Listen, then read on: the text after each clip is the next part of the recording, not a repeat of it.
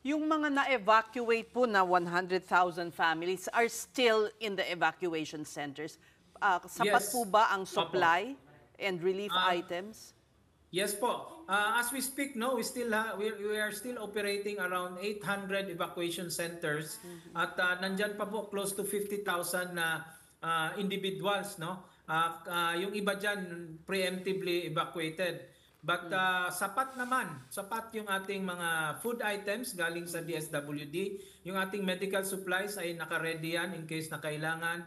And all the resources of government ay nakahanda naman.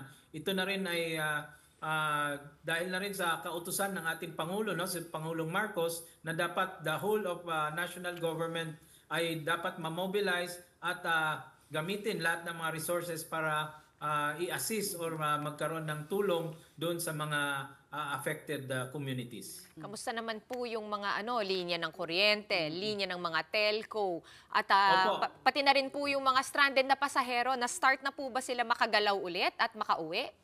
Opo, in terms of kuryente, yun nga, no, very challenging pa yan ngayon, lalo na sa Masbate at some parts of Samar, kasi i-restore pa yan ngayon kasi maraming ang natumbang poles. Kaya po nag-mobilize po ang ating Department of Energy ng restoration teams, no? Doon na manggagaling sa mga areas na hindi masyado apektado, ipapadala ito sa Region 5 and sa Region 8 para matulungan at mabilis na ma-restore yung power kasi marami pong power lines na natumba.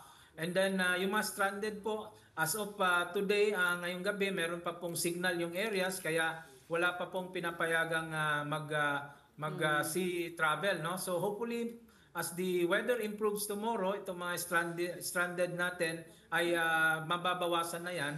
But of course, depending on the weather. But again, we are assured by Pag-asa na tomorrow naman, starting tomorrow hanggang Sunday, ay mag-i-improve na yung ating weather condition dito sa mga dinaanan ng bagyo po.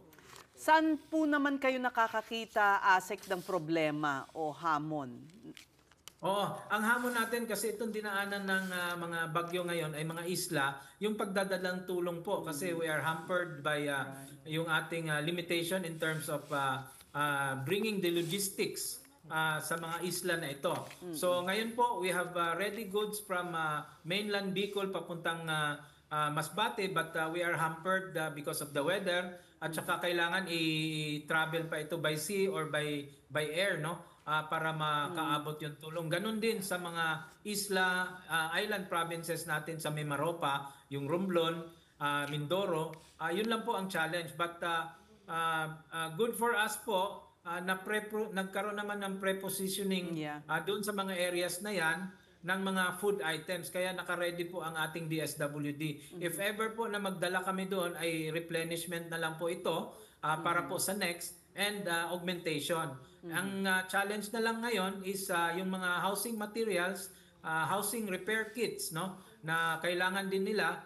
Yun po ang priority na mapadala doon sa mga islang ito.